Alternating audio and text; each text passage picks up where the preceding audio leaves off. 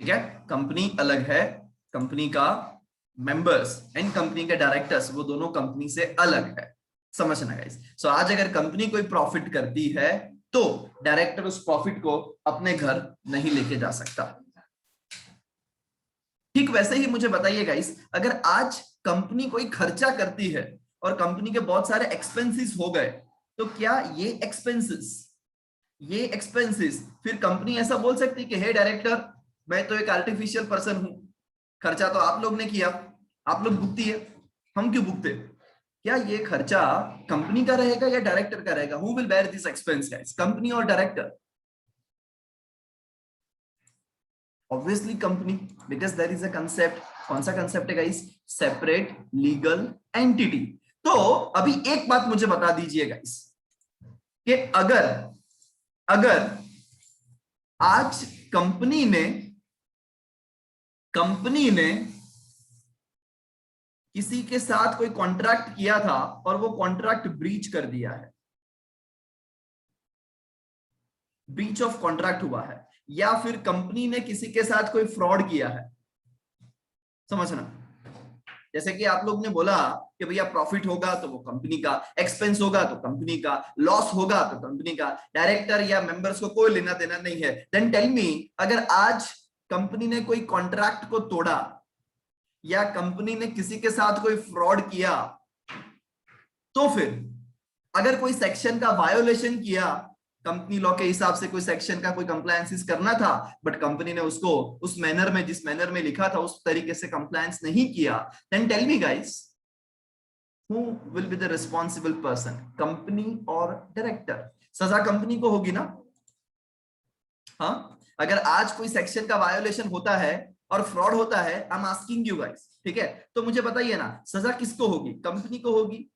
Fraud किसने किया है ऐसा माना जाएगा? कंपनी ने किया या डायरेक्टर ने किया?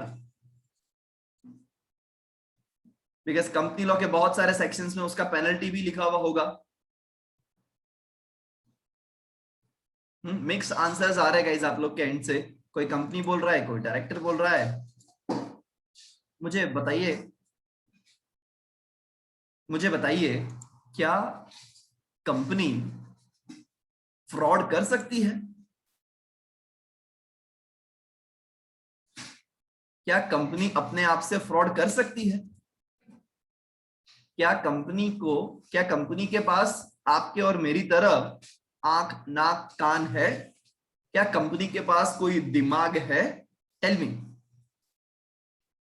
क्या हम कंपनी को देख सकते हैं? क्या कंपनी हमको देख सकती है? तो जब, क्या कंपनी कोई एक ह्यूमन है जो गॉड ने क्रिएट किया हो? Tell me, the answer is no. समझना गाइस। तो क्या कंपनी किसी के साथ अपने आप से कोई कॉन्ट्रैक्ट ब्रीच कर सकती है? क्या कंपनी किसी के साथ अपने आप से without taking anyone help fraud कर सकती है? The answer is no. समझ रहे गाइस, ना तो कंपनी किसी के साथ अपने आप से फ्रॉड कर सकती है, ना ही कंपनी कॉन्ट्रैक्ट को तोड़ सकती है, ब्रीच ऑफ कॉन्ट्रैक्ट जो हम बोलते हैं, राइट? तो मुझे बताइए गाइस कि ना तो कंपनी अपने आप से फ्रॉड कर सकती है, ना ही कॉन्ट्रैक्ट तोड़ सकती है, ना ही कोई अदर सेक्शन का वायोलेशन अपने आप से कर सकती है, तो फिर इस गलती की सजा किसको होगी? कंपनी को या डायरेक्टर को? अगर आज किसी सेक्शन के अंदर लिखा हुआ कि अगर आप ये सेक्शन का वायोलेशन करोगे तो आपको 3 साल का इम्प्रिजनमेंट होगा, राइट? अभी 3 साल का इम्प्रिजनमेंट अगर किसी सेक्शन के अंदर लिखा हुआ है, इम्प्रिजनमेंट मतलब कि आपको जेल जाना पड़ेगा, राइट? तो अगर कंपनी ने ये सेक्शन का वायोलेशन किया है, तो मुझे बताइए ना कैसे, ये 3 इयर्स की इम्प्रिजनमेंट किसको किसको भेजू? मैं कंपनी का मस्त अच्छा सा लोगो बना के कंपनी को जेल में डाल दूं, हे कंपनी ये ले सजा भुगत, या फिर मैं जो कंपनी चलाने वाले डायरेक्टर्स है उनको जेल में भेजू? Tell me guys, because there is a concept separate legal entity, there is a concept separate legal entity। तो फिर अगर कंपनी का प्रॉफिट प्रॉफिट वो डायरेक्टर का नहीं, तो फिर कंपनी ने कोई गुनाह किया तो वो डायरेक्टर का। Come on guys, tell me.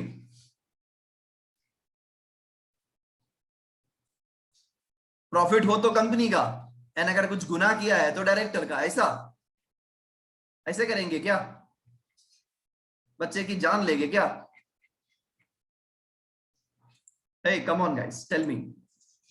So यहां पे कंसेप्ट तो वैसे भी है separate legal entity. Separate legal entity का कंसेप्ट तो है, समझना, राइट? बिकॉज ये जो डायरेक्टर है एंड कंपनी है, इन दोनों के बीच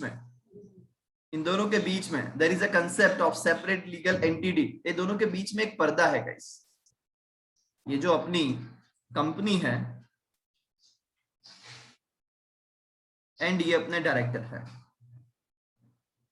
इन दोनों के बीच में, as I told you guys, ये दोनों के बीच में एक पर्दा है। क्या है गाइस? पर्दा। पर्दे का नाम है सेपरेट लीगल एंटिटी। सो अगर आज, इस पर्दे का नाम है गाइस सेपरेट लीगल एंटिटी, समझना, ठीक है? सो अगर आज कंपनी कोई गुनाह करती है, कंपनी कोई गुनाह करती है, तो भी आप देखते होंगे गाइस के न्यूज़पेपर में या आप टीवी चैनल पे देखते होंगे, तो वहां पे आपको दिखता होगा कि इस कंपनी ने इतना बड़ा फ्रॉड किया, वहां पे कंपनी का ही नाम आता है। लॉस हुआ कंपनी का, प्रॉफिट हुआ कंपनी का, इस कंपनी ने इतना बड़ा फ्रॉड किया। नाउ टेल मी, अगर कंपनी ने कोई बड़ा फ्रॉड किया हो तो फिर उसकी सजा कंपनी को होनी चाहिए। उसकी सजा किसको होनी चाहिए? उसकी सजा कंपनी को होनी चाहिए, राइट? वो किसी और को थोड़ी ना होगी, because there is a separate legal entity concept. समझते हो मेरी बात? There is a concept of separate legal entity. ये दोनों के बीच में पर्दा है। ये दोनों के बीच में क्या है गाइस? पर्दा है, समझना। दोनों के बीच में पर्दा है, राइट? जिसको इंग्लिश में बोलते हैं वेल।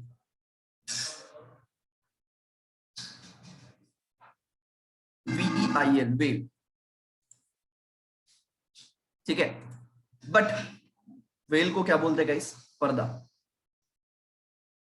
ये समझते हो गाइस? ये दोनों के बीच में एक पर्दा है, सो दैट अगर यहां से अगर कोई देखे, यहां से अगर कोई देखे कि भैया ये फ्रॉड किसने किया है, तो कॉन्ट्रैक्ट में तो नाम किसका होगा गाइस? कंपनी का ही होगा। तो ये फ्रॉड किसने किया है? वैसे कंपनी ने किया है। ये फ्रॉड किसने किया है? कंपनी ने किया है, राइट? तो वो किसका नाम लेगा? तो वो कंपनी का नाम लेगा। कानून ने बोला कि भैया देखिए, अगर ये फ्रॉड कंपनी ने किया है तो हम वहां पे, कंपनी तो एक आर्टिफिशियल पर्सन है। अगर there is a concept of separate legal entity, कोई बात नहीं, there is a concept of artificial, right? Company हमारे जैसा पर्सन नहीं है, वो एक आर्टिफिशियल पर्सन है, तो कंपनी अपने आप से फ्रॉड नहीं कर सकता। सो डेफिनेटली कंपनी के पीछे किसी का हाथ है, एंड उसको ढूंढने के लिए हम इस पर्दे को उठाएंगे। ठीक है, समझना, हम इस पर्दे को उठाएंगे, उसको बोलना है लिफ्ट, लिफ्टिंग करना, समझना गाइस? हम इस पर्दे को उठाएंगे, एंड पर्दा उठ गया तो मॉइस्चर उड़ जाएगा। कम ऑन गाइस, पर्दा उठ गया तो क्या होगा?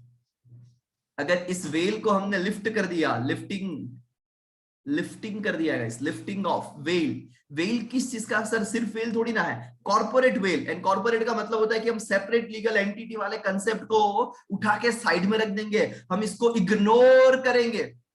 समझना गाइस? हम इस कॉन्सेप्ट जो है कि कंपनी अलग है, डायरेक्टर अलग है, हम फॉर द टाइमिंग भूल जाएंगे कि कंपनी अलग है, डायरेक्टर अलग है, एंड इस कॉन्सेप्ट को हम इग्नोर करेंगे, एंड हम लिफ्टिंग करेंगे कॉर्पोरेट वेल को। ये दोनों के बीच में ये जो पर्दा बना हुआ है ना सेपरेट लीगल एंटिटी का, उसको हम उठा के फेंक देंगे, एंड हम देखेंगे कि भैया, अब हम यहां से देख सकते हैं कि भैया अगर ये पर्दा निकल जाता है गाइस, तो ये कंपनी के पीछे, because it is not possible, and ऐसा जरूरी नहीं है गाइस कि हर एक डायरेक्टर का हाथ हो वो फ्रॉड के पीछे। कंपनी में सपोज 10-11 डायरेक्टर है, तो उसमें से 4-5 ही उस चीजों के अंदर इन्वॉल्व है, बाकी के लोग को शायद मालूम भी नहीं है, बाकी के लोग को पता भी नहीं है, बिकॉज कंपनी के अंदर बड़े बड़े अलग अलग टाइप्स के डायरेक्टर होते हैं गाइस। कोई डायरेक्टर डेली आता है कंपनी में, कोई डायरेक्टर सिर्फ मीटिंग्स होती है तब आते हैं, राइट? वो different different types of directors है गाइस, जो सीए, इंटर सीए, फाइनल के अंदर अपन पढ़ेंगे। बट द थिंग इज, कि जितने डायरेक्टर्स इन्वॉल्व है उनको ही सजा होनी चाहिए, उससे ज्यादा, राइट? बिकॉज जो गुनहगार ही नहीं है गाइस, उसको हम क्यों सजा दें? समझना। सो ऐसा भी जरूरी नहीं है कि सारे के सारे डायरेक्टर्स इसके अंदर इन्वॉल्व होंगे, एंड दैट्स व्हाई हम इस पर्दे को उठाएंगे, एंड पर्दा उठाएंगे गाइस, लिफ्टिंग करेंगे हम कॉर्पोरेट वेल का, तो हमको पता चल जाएगा कि भैया इस पर्दे के पीछे कितने डायरेक्टर्स है जो रिस्पॉन्सिबल है। उस कॉन्सेप्ट को बोलते हैं guys lifting of corporate well, जिसको अगर मैं सादी भाषा में बोलूं तो मुझे फॉर द टाइम बिंग इस कंपनी ने जो फ्रॉड किया है तो उसके पीछे कितने लोग जवाबदार है, उसको ढूंढने के लिए मैं ये सेपरेट लीगल एंटिटी के कॉन्सेप्ट को फॉर द टाइम बिंग, थोड़े से टाइम के लिए मैं उसको इग्नोर करता हूं, एंड मैं ढूंढता हूं इन्वेस्टिगेशन करके कि इस फ्रॉड के पीछे कौन जवाबदार है।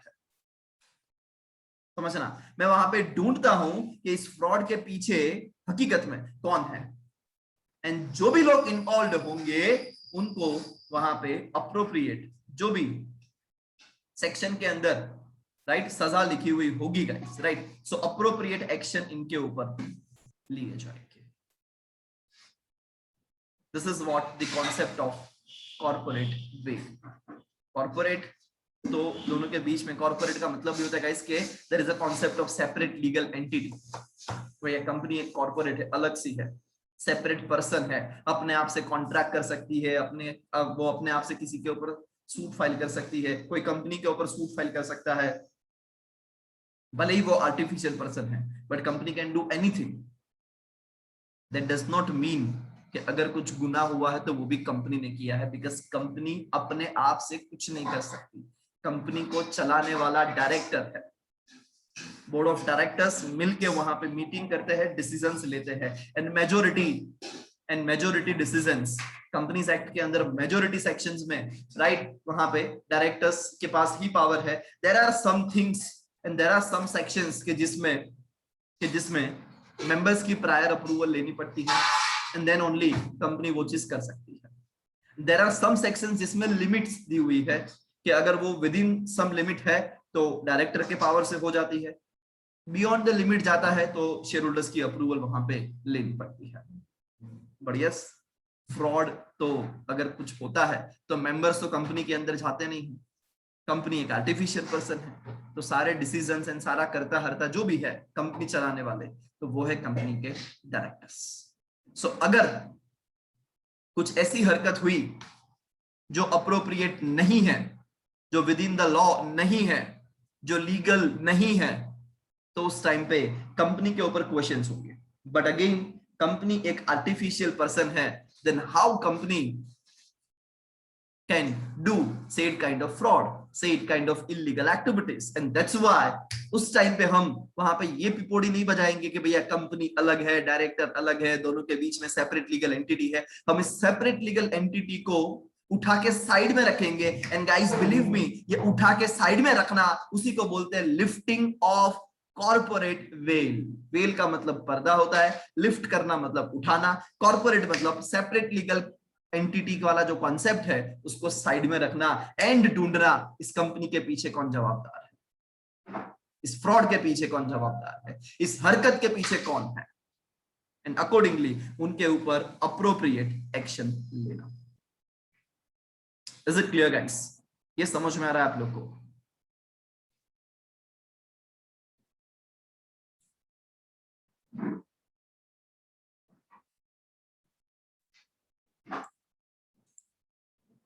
ग्रेट। ये देखिए guys, lifting of corporate veil, मैं आपको इसका एक केस स्टडी भी बताऊंगा, बहुत ही famous case study, Salomon and Salomon company limited, right. वो केस स्टडीज भी हम यहाँ पे डिस्कस करेंगे, एंड अकॉर्डिंगली हम इस कंसेप्ट को समझेंगे guys.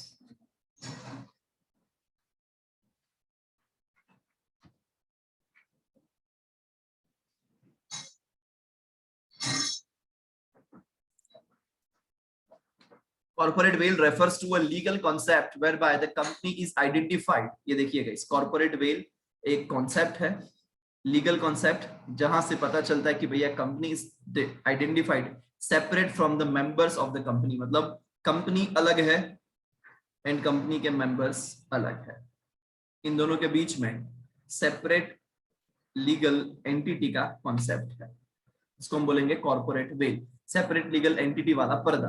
The term corporate veil refers to the concept that the members of the company, ये जो कंपनी के मेंबर्स है, are shielded from the liability connected to the company's action, right. उनको shield मिला है, मतलब कि उनको छाया मिली है, उनको रक्षण मिला है, उनको प्रोटेक्शन मिला है। अगर आज कंपनी करोड़ों रुपए का डेट कर देती है, समझो आज कंपनी ने थाउजेंड्स ऑफ करोड़ का लॉस किया,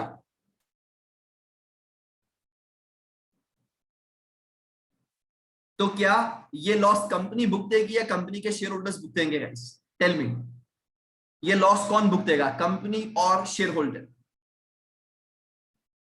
आज सपोज आपके पास रिलायंस इंडस्ट्रीज लिमिटेड के शेयर्स है एंड रिलायंस कल जाके लॉस करता है, तो क्या ये लॉस कंपनी आपसे बोलेगी चलो shareholders you are the real owner of the company, company ने इस बार 10,000 करोड़ का लॉस किया है तो आप सबको 2-2 लाख रुपया देना पड़ेगा? क्या ये लॉस शेयर होल्डर बेयर करेंगे? Is it so? ऑलरेडी आपके शेयर्स फुल्ली पेड अप है, राइट, तो भी क्या आपको वो लॉस का पैसा देना पड़ेगा? अगर आज आपके पास रिलायंस के शेयर्स है एंड रिलायंस लॉस करता है, तो क्या आप रिस्पॉन्सिबल हो? नो सर, हमको तो उससे प्रोटेक्शन मिला है, हमको तो लायबिलिटी से प्रोटेक्शन मिला है, शिल्डेड मतलब प्रोटेक्शन। तो गाइज ये जो कॉन्सेप्ट है सेपरेट लीगल एंटिटी, वो आपको प्रोटेक्शन देता है कि अगर कुछ लॉस होता है तो वो लॉस कंपनी का है, वो मेंबर्स का नहीं है। ठीक वैसे ही अगर कुछ प्रॉफिट होता है तो वो प्रॉफिट कंपनी का है, मेंबर्स का नहीं है। हाँ, कंपनी के डायरेक्टर्स अगर चाहे तो मेंबर्स को डिविडेंड बांट सकते हैं, जो वहां पे मेंबर्स के लिए प्रॉफिट रहेगा, बट वो भी कंपलसरी नहीं है कि कंपनी में प्रॉफिट हुआ तो उसके लिए डिविडेंड बांटना ही बांटना। This is not at all compulsory guys. अगर कंपनी कोई डेट इनकर करती है, if the company incurs any debt, अगर कंपनी कॉन्ट्रावेंशन करती है मतलब कि वायोलेशन करती है किसी लॉ का, the corporate veil concept implies that the member should not be liable for those errors. अगर आज कंपनी ने कोई वायोलेशन किया, कंपनी ने कोई सेक्शन का पालन नहीं किया, तो क्या कंपनी के जो रियल ओनर है, कंपनी के मेंबर्स, उनको सजा होगी कि भैया आपके पास रिलायंस के शेयर्स हैं, रिलायंस ने इतना फ्रॉड किया है, रिलायंस ने ये सेक्शन वायोलेट किया है, रिलायंस ने कॉन्ट्रावेंशन किया है, ये रिलायंस का इतना डेट है, तो चलो आप लोग को हम लेके चलते हैं साबरमती जेल में। क्या ऐसा कभी आपने सुना है कि किसी शेयर होल्डर को पकड़ के ले गया बिकॉज उसकी कंपनी ने कोई वायोलेशन किया है? Is it so guys? क्या ऐसा होता है? The answer is no, the answer is no. Members के लिए वो बेनिफिट है, राइट। क्या लिखा guys? If the company incur any debt और कॉन्ट्रावेंट एनी लॉ, तो वहां पर ये कॉन्सेप्ट आएगा कॉर्पोरेट वेल, विच इंप्लाइज, जो ये बोलता है कि members should not be liable for those errors. Members को तो मालूम ही नहीं है रे बाबा, मेंबर्स अगर कंपनी में जाते हैं, राइट, एंड कंपनी के लिए कोई एक्शन लेते हैं, तो वहां पे मेंबर्स रिस्पॉन्सिबल हो, बट मेंबर्स को तो ये चीज मालूम ही नहीं है। So how members should be responsible for the same, and that's why there is a concept of corporate veil theory. In other words, ये लोग एंजॉय करते हैं कॉर्पोरेट इंसुलेशन, मतलब कि ये लोग कॉर्पोरेट के मेंबर्स कहलाएंगे, कॉर्पोरेट्स के ओनर कहलाएंगे, बट कॉर्पोरेट का डेट अगर होता है तो वो उनको भुगतने की जरूरत नहीं है। ये लोग को उस चीज से प्रोटेक्शन मिला है, लायबिलिटी से प्रोटेक्शन मिला है, तो उनको उस कंपनी का रियल ओनर माना जाएगा, बट उनको कोई भी लायबिलिटी, उनकी लायबिलिटी लिमिटेड होती है। जितना उनके पास शेयर्स है उसमें भी जितना अनपेड अमाउंट है, सिर्फ उतना उनका लायबिलिटी रहेगा गाइस, उससे एक भी रुपया ज्यादा पे करने की जरूरत उनको वहां पे नहीं पड़ती। Not a single rupee more than the unpaid amount. एक बार आपका शेयर फुल्ली पेड अप हो गया तो आपको एक भी रुपया पे करने की जरूरत नहीं है। एंड अगर लिमिटेड बाय गारंटी वाला कंपनी है आपका, तो फिर बाइंडिंग अप के टाइम पे जो आपने अमाउंट गारंटेड किया है उतना अमाउंट ही आपको वहां पे देना पड़ेगा, उससे ज्यादा देने की जरूरत नहीं है। सो यहाँ पे लिखा है thus the shareholders are protected from the acts of the company। Company का कोई भी एक्ट होता है तो उसमें ये जो शेयर होल्डर्स है गाइस, वो शेयर होल्डर्स को वहां पे प्रोटेक्शन मिलता है।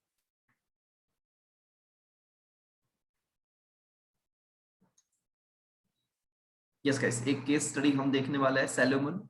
Versus Salomon and company limited. ये केस आपको दे रखा है यहाँ पे, राइट। पहले इसको पढ़ना है तो पढ़ते हैं एंड देन मैं आपको समझाता हूँ, ठीक है। क्या लिखा है गाइस? इन सेलोमन वर्सेस, एक पर्सन था गाइस सेलोमन, एंड सामने एक कंपनी थी, Salomon and company limited. The house of lords laid down that a company is a person distinct and separate from its members। मतलब court ने ऐसा justify किया कि भैया ये दोनों अलग अलग है। In this case one Salomon incorporated a company, एक पर्सन था गाइस सेलोमन जिसने एक कंपनी बनाया, Salomon and company limited, with 7 subscribers, because public limited company है, पीछे सिर्फ लिमिटेड लिखा है, मतलब ये कौन सा कंपनी हुआ guys? Public limited. Public limited company में कितने शेयर होल्डर्स मिनिमम चाहिए? 7 share holders, right. So yes guys, ये सेलोमन एंड कंपनी लिमिटेड इन्होंने बनाया कि जिसके अंदर 7 सब्सक्राइबर्स थे, जिसमें वो खुद था, समझना गाइस, जिसमें वो खुद था, देन उसकी वाइफ वहां पे थी, उसके 4 बच्चे, एक डॉटर। सो टोटल 7 सब्सक्राइबर्स थे गाइस। वो खुद, उसकी वाइफ, 2 जन ये हुए एंड 5 उसके बच्चे हुए, 4 सन एंड एक डॉटर। तो टोटल 7 जन ने उस कंपनी के अंदर शेयर्स लिए एंड सब्सक्राइबर बने। This company took over the personal business assets of Salomon, right. और उसके लिए उन्होंने 38782 पाउंड डिसाइड किया कि भैया इतने रुपए में हम सेलोमन का एक पर्सनल बिजनेस जो चल रहा है उसको हम टेक ओवर करेंगे। सेलोमन टुक 20,000 शेयर्स, बिकॉज अभी अगर आप किसी का बिजनेस टेक ओवर करते हो तो पैसा तो देना पड़ेगा ना, ऐसे ही थोड़ी हो जाएगा, समझिएगा इस।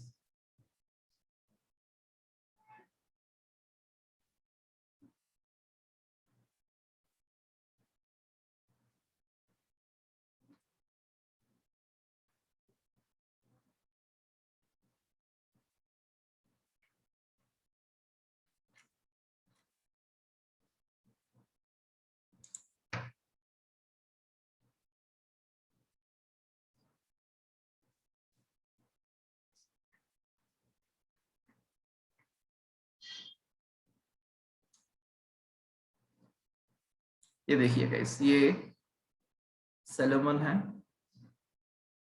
इन्होंने एक कंपनी बनाई, सेलोमन एंड कंपनी लिमिटेड। इस कंपनी के टोटल 7 शेयर होल्डर्स और we can say subscribers, right.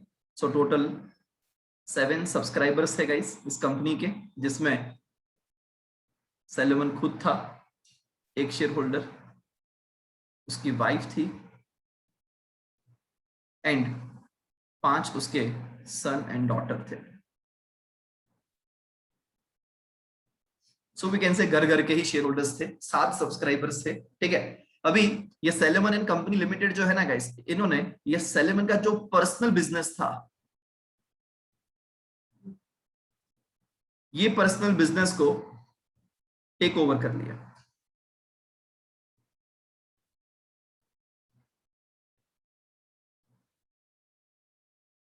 इस पर्सनल बिजनेस को गाइस टेक ओवर कर लिया, तो पूरा का पूरा बिजनेस अब किसके पास चला जाएगा? सेलोमन एंड कंपनी लिमिटेड के पास चला जाएगा।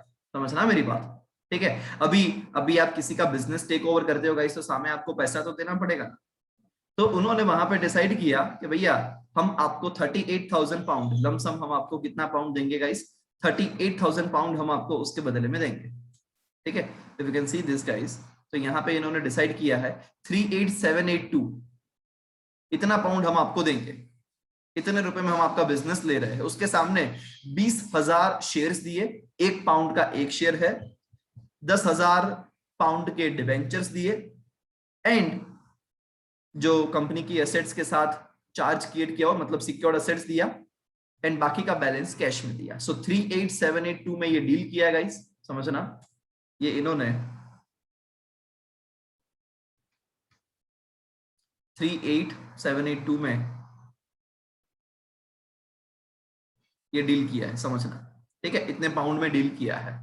सो अभी इसके सामने इन्होंने पूरा पैसा कैश नहीं दिया, 20,000 जो था ना गाइस, वो 20,000 शेयर्स, इस कंपनी के शेयर्स थे सेलोमन एंड कंपनी लिमिटेड के, राइट। तो वो सेलोमन को दे दिए, 20,000 शेयर्स दिए एक शेयर की प्राइस थी 1 पाउंड, सो 20,000 पाउंड हो गया, ठीक है। 10,000 का गाइस डिबेंचर दिया। ये डिबेंचर जो था ना गाइस सिक्योर्ड था, मतलब क्या होता है कि अगर आज कंपनी अगर कंपनी का दिवाला भी निकल जाए, कंपनी उठ जाती है, राइट, तो भी उस टाइम पे कंपनी की जो असेट्स है, राइट, उसकी सिक्योरिटी किसके पास होगी? सेलेमन के पास। एंड सेलेमन इस असेट्स को बेच के भी अपना पैसा वसूल कर सकता है जो उनको डिबेंचर से लेना है। सो गाइस 10,000 डिबेंचर्स लिया, बाकी का जो अमाउंट था 8782 वो कैश दिया।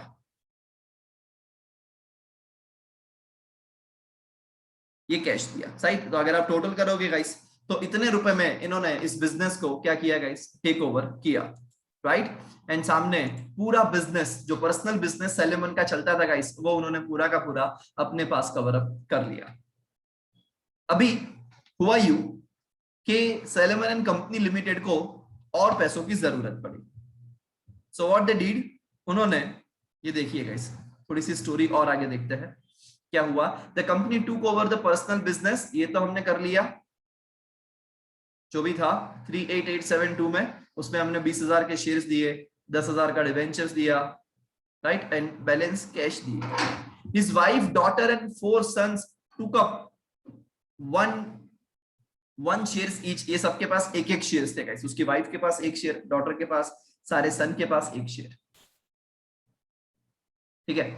Subsequently the company went into liquidation, उसके बाद क्या हुआ गाइस? कंपनी लिक्विडेशन में चली गई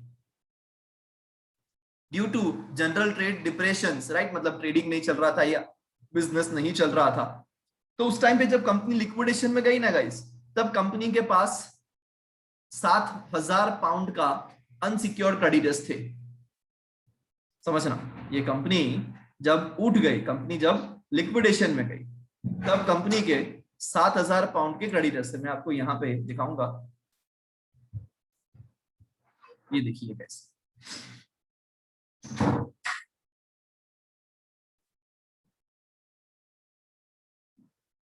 due to trade depression company went into liquidation, ठीक है। सो ये कंपनी गाइस लिक्विडेशन में चली गई, कंपनी उठ गई।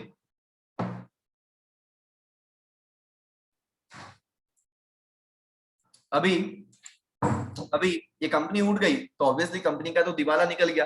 अभी जो भी कंपनी के पास पैसा पड़ा होगा वो उसके क्रेडिटर को देंगे, बचेगा तो शेयर होल्डर्स को देंगे, एंड टाटा बाय बाय बोल दिया जाएगा।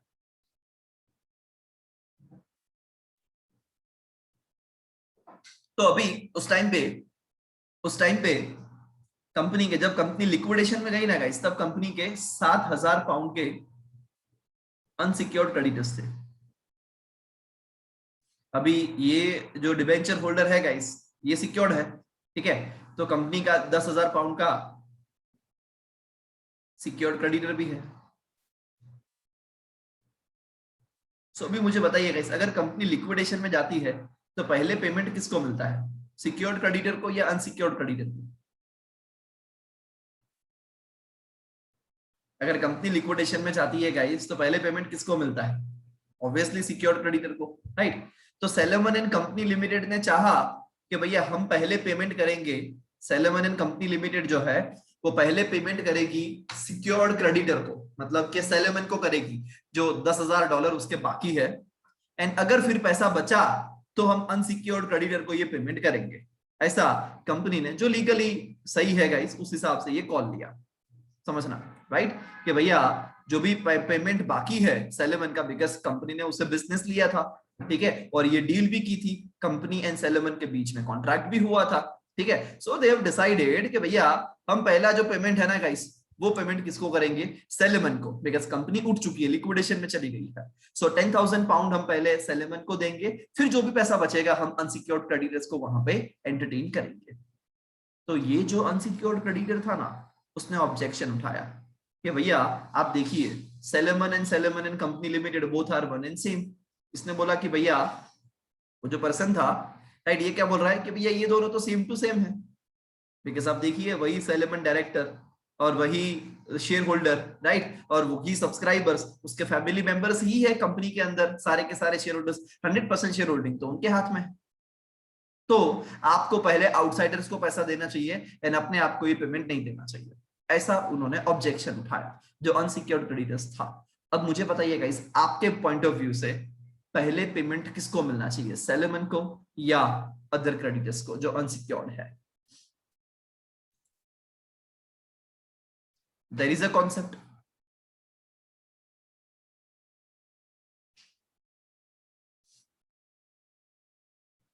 बताइएगा इस सेलेमन को मिलना चाहिए या फिर अदर अनसिक्योर्ड क्रेडिटर्स को मिलना चाहिए? ऑब्वियसली सेलेमन को, बिकॉज सेलेमन अलग है। वो जो बोलता है कि नहीं भैया नहीं, Salomon is different and Salomon and company जो है गाइस ये डिफरेंट है, ये दोनों का कोई लेना देना नहीं है, both are the different person, समझना गाइस। एंड हर एक चीज जो सेलेमन ने की है वो लीगल तरीके से ही की है, ऐसा तो है ही नहीं कुछ फ्रॉड करने के लिए उसने किया हो या ऐसा कुछ भी हो, right, not at all. So that's why ये जो पेमेंट है गाइस वो पहले इसको मिलना चाहिए, सेलेमन को ही मिलना चाहिए, समझना गाइस, ठीक है। ये देखिए subsequently the company went into liquidation due to general trade depression. The unsecured creditors जिसका 7,000 पाउंड का डेट था contended that Salomon could not be treated as the secured creditors of the company in respect of the debentures held by him, as he was the managing director of the company and one man company, right, वही one man है, and which was not different from the Salomon। तो वो बोल रहा है कि भैया Salomon and company वो दोनों same to same है, and clock of the company that was a mere sham and fraud। उसने बोला कि अगर आप इसको दोनों को डिफरेंट काउंट करोगे, बिकॉज वही कंपनी का एमडी है, वही कंपनी चलाता है, तो वो चीजें वाजिबी नहीं है, ऐसा उनका मानना था। सो अभी लॉर्ड मैक नॉटन ने क्या बोला, तो उन्होंने उसके ऊपर जजमेंट दिया, कोर्ट के अंदर मामला गया था, उन्होंने बोला द कंपनी इज, समझना क्या उनका जजमेंट जो इटली में लिखा हुआ है, वो जजमेंट को समझना, मैं आपके लिए पढ़ता हूं जो इन्वर्टेड कॉमा में है। The company is at law a different person altogether from the subscribers to the memorandum, मतलब कि जो कंपनी के सब्सक्राइबर्स है उनसे कंपनी 100% अलग है। एंड दो it may be that after incorporation the business is precisely the same as it was before and the same persons are managers, भले ही, क्या बोला इसने, भले ही भैया जो पहले बिजनेस सेलेमन अपने आप से कर रहा था इंडिविजुअल कैपेसिटी में, सोल प्रोपराइटर में, वही बिजनेस भले ही कंपनी बनाने के बाद सेम टू सेम बिजनेस करता हो, वही पर्सन्स, भले ही वही पर्सन्स उस कंपनी को मैनेज करते हो, फिर भी and the same hands receive the profits, the company is not in law the agent of the subscriber or trustees for them।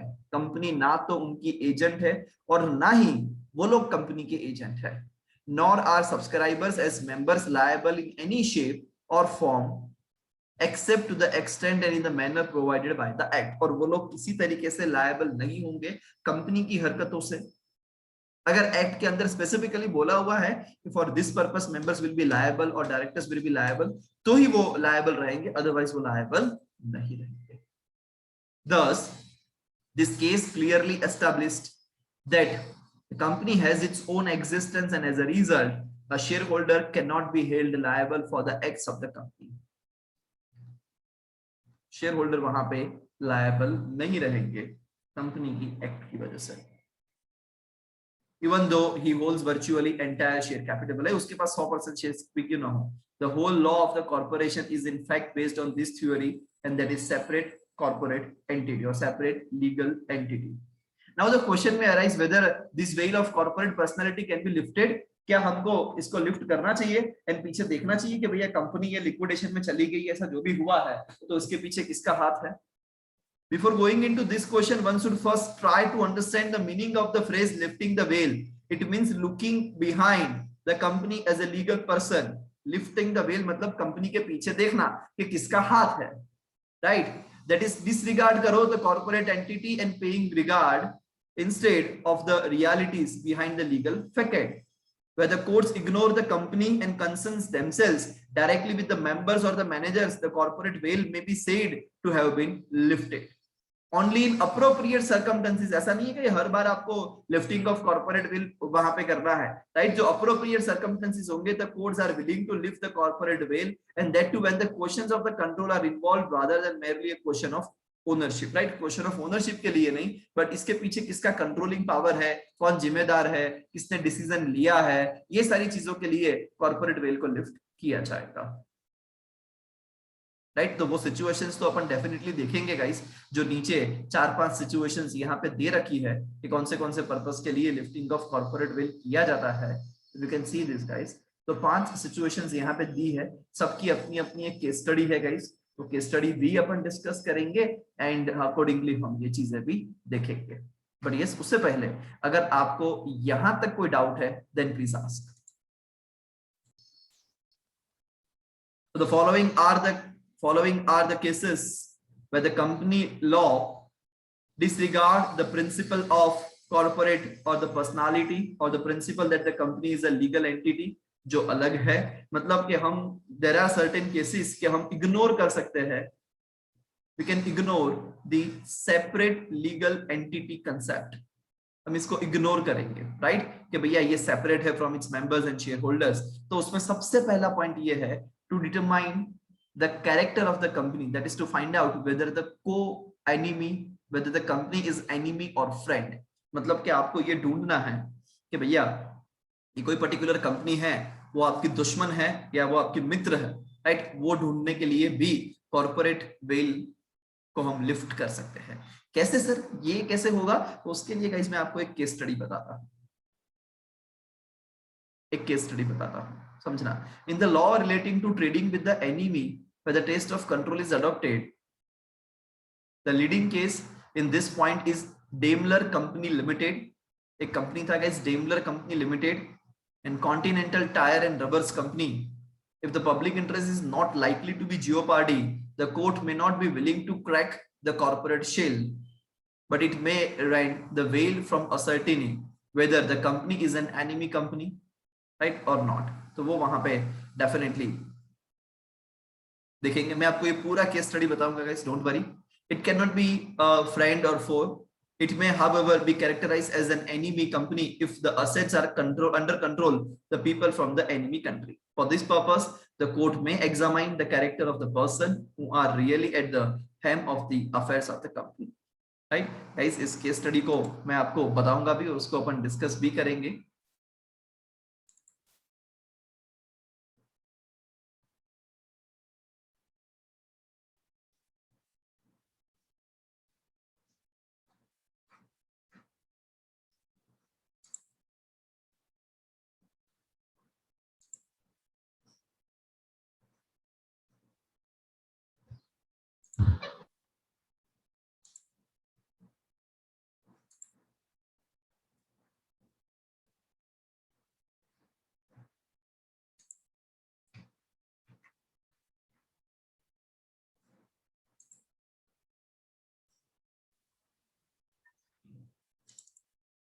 Yes guys, case study discuss कर रहे हैं अपन यहाँ पे. Daimler company limited versus continental tyre and rubber company, that is great Britain limited, right? So fact of the case के अंदर guys सबसे पहला point हमने देखा,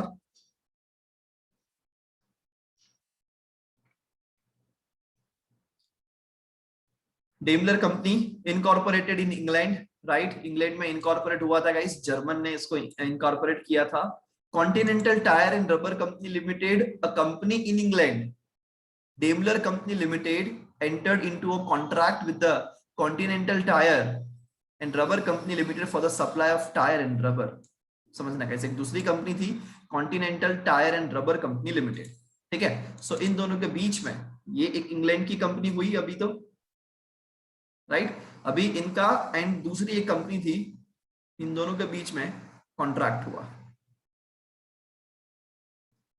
हुआ फॉर सप्लाई ऑफ टायर्स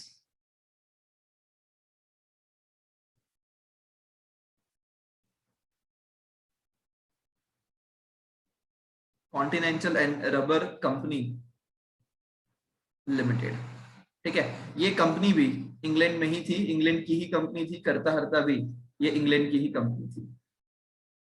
इन दोनों के बीच में कॉन्ट्रैक्ट हुआ, समझना है गाइस। अभी अभी क्या बोलता है, some German citizens had a company of manufacturing tires and these citizens incorporated a company that is subsidiary in England to sell tires manufactured in Germany। मतलब के जर्मन के सिटीजन्स थे गाइस, उनकी टायर मैन्युफैक्चरिंग की company थी।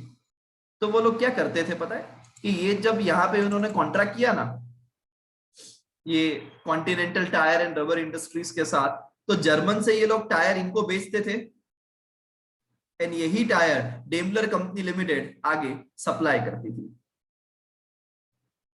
समझना, right. Because ये इनकी सब्सिडियरी, ये जर्मन की जो एक कंपनी थी गाइस, जर्मन की भी एक कंपनी थी टायर मैन्युफैक्चरिंग कंपनी, राइट। इस कंपनी ने इस कंपनी को अपना सब्सिडियरी कंपनी बना दिया था।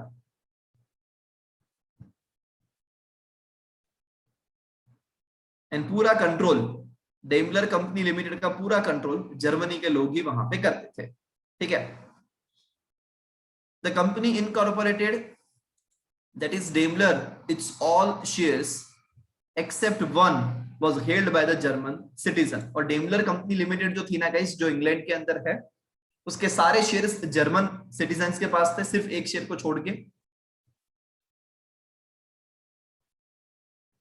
डेमलर ने केस फाइल किया कि भैया कॉन्टिनेंटल हमारा पैसा नहीं दे रहा है, ट्रेड डेट है, ट्रेड डेट, डेट मतलब देऊ, right, against the continental. Now it was the time of world war one, पहला विश्व युद्ध हुआ, and the war was declared between England and Germany. And अभी आप लोग को मालूम होगा गाइस कि जब दो कंट्री के बीच में कोई वॉर होता है ना, तो उनके बीच में बने हुए सारे कॉन्ट्रैक्ट कैंसिल हो जाते हैं, समझना, राइट। सो अभी गाइस ये जर्मन एंड इंग्लैंड के बीच में वॉर शुरू हो चुका था, वर्ल्ड वॉर वन।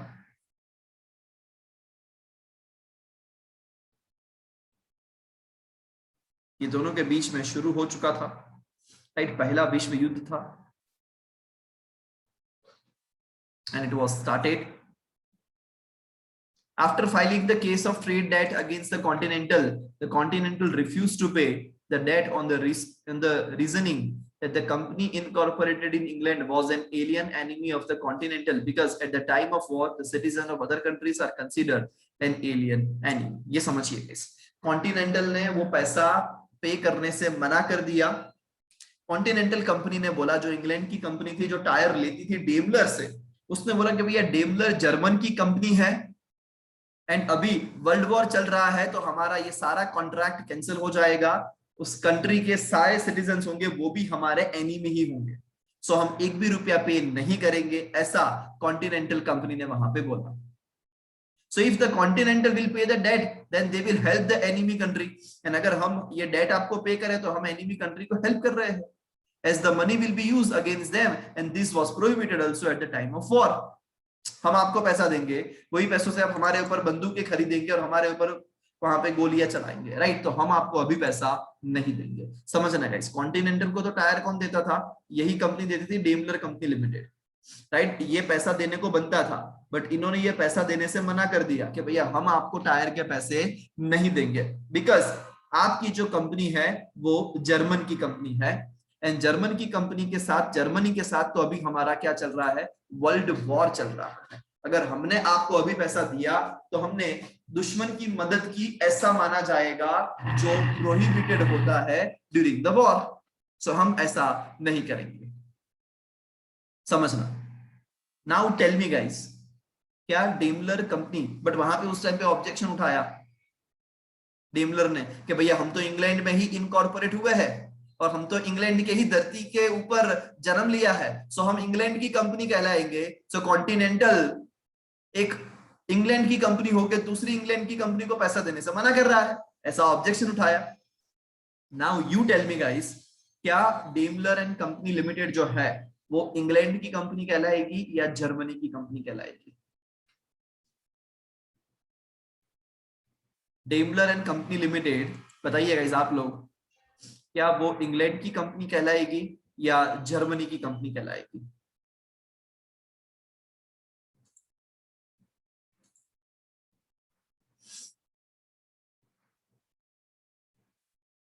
क्या इस केस के अंदर लिफ्टिंग ऑफ कॉर्पोरेट वेल की जरूरत है ये ढूंढने के लिए कि डेमलर एंड कंपनी लिमिटेड का कंट्रोलिंग पावर किसके पास है? यस और नो? बिकॉज वैसे तो प्राइमा फेसी क्या दिख रहा है, वैसे तो प्राइमा फेसी क्या दिख रहा है कि ये कंपनी का बॉर्न कहां पे हुआ है? इंग्लैंड में हुआ है। सो अकॉर्डिंगली ये इंग्लैंड की कंपनी है, बट इसके पीछे किसका हाथ है? कौन इसको चला रहा है? कंट्रोलिंग पावर किसके पास है? वो सब कुछ भी तो देखना पड़ेगा, एंड उसके लिए आपको ये इग्नोर करना पड़ेगा। समझना गाइस? वैसे तो इंग्लैंड की कंपनी ने बोला कि भैया देखो, जर्मन की कंपनी अलग है, मेरी कंपनी अलग है, हम दोनों के बीच में सेपरेट लीगल एंटिटी है, राइट? सो दोनों कंपनियां डिफरेंट डिफरेंट है, और हमने जो गुड्स बेचा continental and rubber company limited को, तो वो गुड्स तो इंग्लैंड की कंपनी ने बेचा है, तो हमको हमारे पैसे मिलने चाहिए। तब वहां पे कानून ने बोला, होय ओ इंग्लैंड की कंपनी, आप भले ही ऐसा बोलते हो कि आपने इंग्लैंड की धरती पे जन्म लिया है, बट पूरा कंट्रोलिंग पावर, आपके डिसीजंस, राइट, और सब कुछ वो तो जर्मन से लिया जाता है। सारी शेयर होल्डिंग भी इवन जर्मन के सिटीजन्स के पास है, एंड दैट्स व्हाई भले ही आपने बॉर्न इंग्लैंड में लिया हो, बट आप जर्मनी से हो ऐसा ही माना जाएगा, राइट? एंड आप दोनों कंपनी एक ही माना जाओगी। There is no such separate legal entity, and for that corporate veil lift किया गया था guys.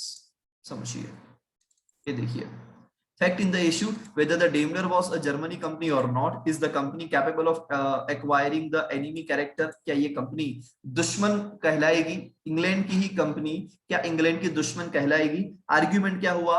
Daimler argued that the corporation and its members are separate legal entities as the company incorporated in England, so this principle will prevail over here. Continental argued that consideration which govern civil liability and rights of the property in the time of peace that differ radically from those which govern the enemy character in a time of war. When the action was instituted, all the directors of the plaintiff company were the Germans resident in Germany. In other words, they were the king's enemy, and as such incapable of exercising any of the power vested in them, as the directors of the company are incorporated in the United Kingdom. The company being an artificial person, the acts of company's organs, its directors, managers, secretaries, and so forth, functioning within the scope of their authority, is the company's acts and may invest in definitely with the enemy character. समझना guys? Now फिर court ने क्या बोला? The House of Lords held that though Continental Tire Company was incorporated in the England, its effective control was in the hands of German, and therefore the company had acquired the enemy character. The court lifted the veil and found out that since the decision-making bodies and the board of directors of the general body of shareholders were controlled by the German, and the company was German company and not a British company, and hence it was an enemy company. तो यहाँ पे lifting of corporate well, right, कौन सा concept है, उस concept को highlight किया.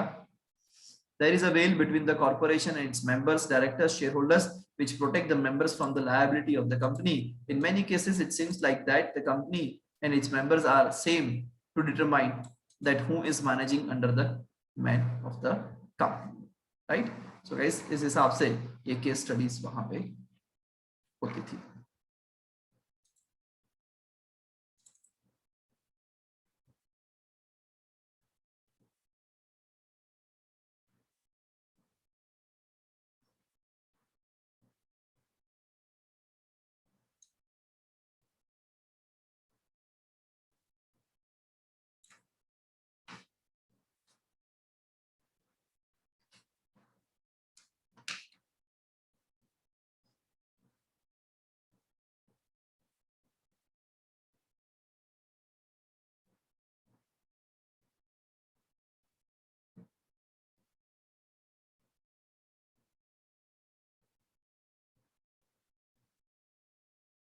Yes guys, is there any doubt in this case study? इसको अपन देखते हैं. So yes guys, true character. For this purpose, the code may examine the character of the person who are really at the helm of the affairs of the company, as I told you guys. यहाँ पे देखिए, it may however be characterized as enemy company if its affairs are under the control of the people of an enemy country। अगर आपकी company को enemy company माना जाएगा, अगर आपकी कंपनी का कंट्रोल, भले जन्म वो दूसरे देश में हुआ है, बट कंट्रोल किसके हाथ में है वो डेफिनेटली चेक किया जाएगा।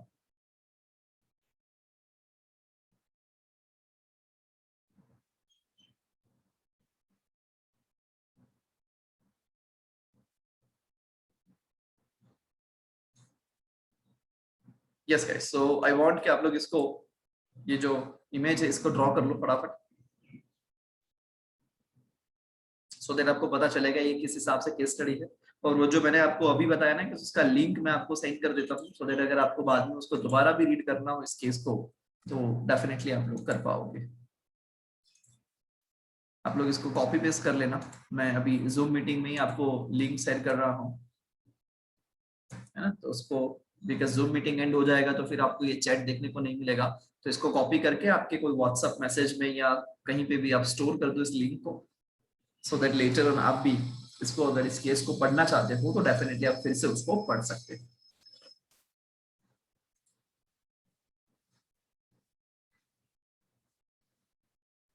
ये पूरा केस स्टडी आपके मॉड्यूल के अंदर नहीं होगा गाइस, सो वो मैंने आपको किसी वेबसाइट से पढ़ाया है, राइट, लॉ की वेबसाइट पे जाके, तो वही लिंक मैंने आपके साथ शेयर किया है, सो उसको आप सेव कर देना आपके कोई टेक्स्ट मैसेज में या व्हाट्सएप पे या कहीं पे भी, right, so that later on आप उसको आफ्टर योर सेशंस आप उसको पढ़ सको। इसको ड्रॉ कर दो गाइस फटाफट।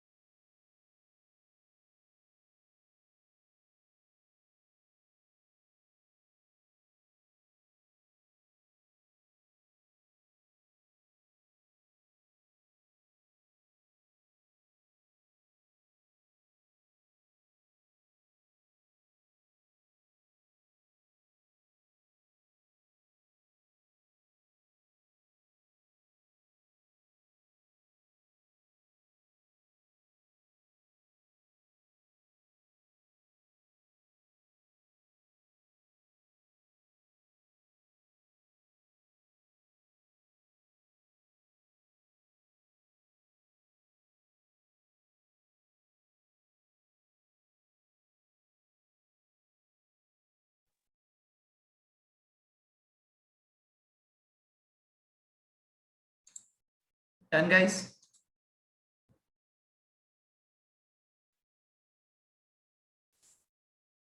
ठीक है, सो इसमें आगे बढ़ते हैं।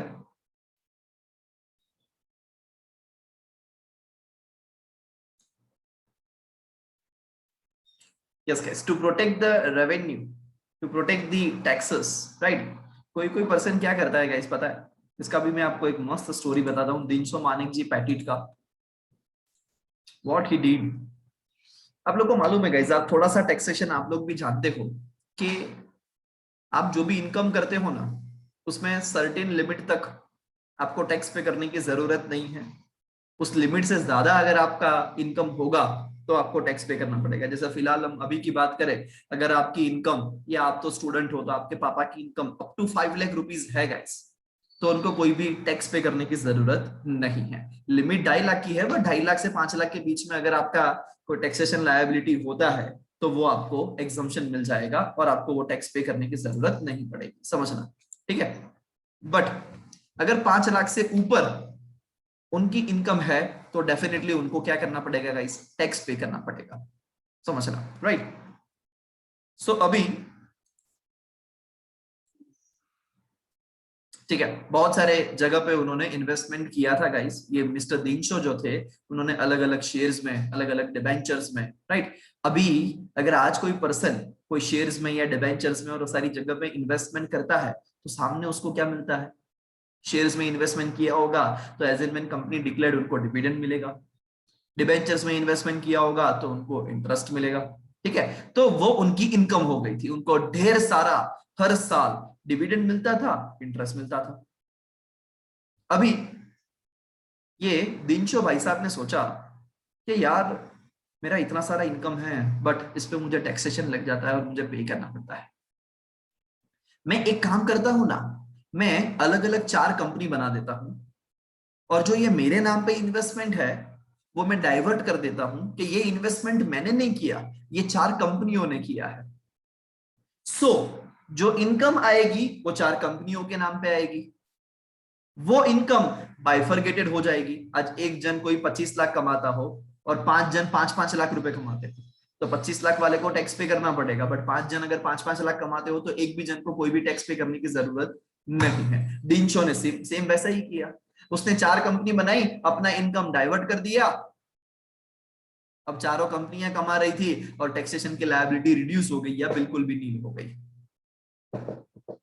बट वो इनकम किसके पास आई, कंपनी के पास। अभी वो भाई साहब क्या करते थे, कंपनी से वो पैसा, जैसे कि कंपनी मिस्टर दिनशो को अनसिक्योर्ड लोन देती है वैसे करके ये पैसा कंपनी से ले लेते थे।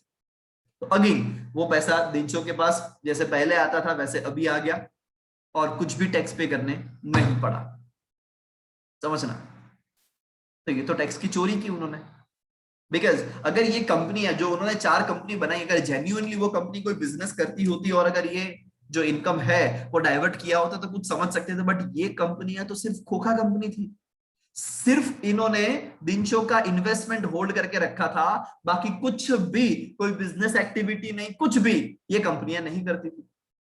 तब गवर्नमेंट ने सोचा कि यार ये दिनशो जो थे, ये मिस्टर दिनशो तो हर साल इतना सारा टैक्सेस पे करते थे, इस बार क्यों इनका टैक्स नहीं आया। तब उन्होंने इन्वेस्टिगेशन किया, पता चला कि भैया दिनशो ने तो अपने इन्वेस्टमेंट को 4 कंपनी के अंदर डाइवर्ट कर दिया। तब वहां पे तब वहां पे दिनशो ने बोला कि भैया ये तो कंपनी अलग है एंड मैं अलग हूं, कंपनी का इनकम कंपनी का रहेगा, वो मेरा इनकम कैसे कहलाएगा। तब वहां पे कॉर्पोरेट वेल को कोर्ट ने लिफ्ट किया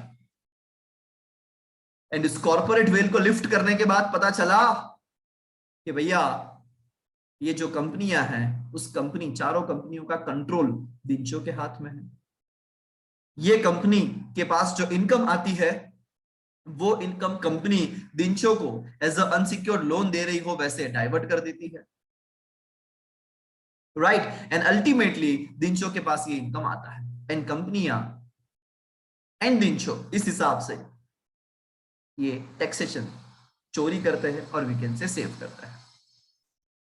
सो गवर्नमेंट का तो रेवेन्यू डिस्टर्ब हो गया। सो कानून ये बोलता है गाइस कि गवर्नमेंट का रेवेन्यू प्रोटेक्ट करने के लिए, क्या बोला, to protect the revenue of government, right, ये लिफ्टिंग ऑफ कॉर्पोरेट वेल उठाया जा सकता है in certain matters concerning the law of taxes, duties and stamps, particularly where the question of controlling interest is issue, right, वो चीज यहाँ पे हुई है guys, where the corporate entity is used to evade or circumvent the taxes, right, tax की चोरी करने के लिए, टैक्स को डाइवर्ट करने के लिए आप कॉर्पोरेट एंटिटी का इस्तेमाल कर रहे हो तो कोर्ट वहां पे क्या कर सकता है गाइस, इस लिफ्टिंग ऑफ कॉर्पोरेट वेल का कॉन्सेप्ट यूज कर सकता है।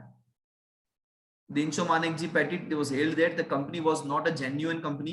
उन्होंने जो 4 कंपनी बनाई थी गाइस वो जेन्युइन नहीं थी एट ऑल, बट मेयरली फक्त किस चीज के लिए बनाई थी, मेयरली मतलब फक्त only the assessee himself disguised under the legal entity of a limited company, right? Disguise होने के लिए ये कंपनी उन्होंने वहां पे बनाया था गाइस, समझना, राइट? और कोई भी पर्पस के लिए ये कंपनी को नहीं बनाया था। The assessee earned huge income, उन्होंने बहुत सारा इनकम अर्न किया guys by way of dividend and interest. So he opened some companies, purchased their shares in exchange of his income by way of dividend and interest. This income was transferred back to assessee by way of loan, because अब तो ये दिनशो के पास आ जाता था loan के जरिए। The court decided the private companies वो है वो एक सिर्फ ऑन पेपर कंपनियां हैं और कॉर्पोरेट विल को हम लिफ्ट करेंगे।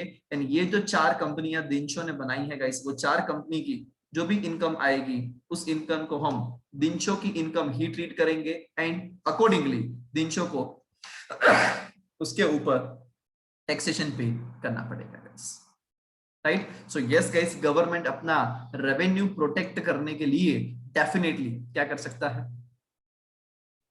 गवर्नमेंट अपना रेवेन्यू प्रोटेक्ट करने के लिए डेफिनेटली कॉर्पोरेट विल को लिफ्ट कर सकता है।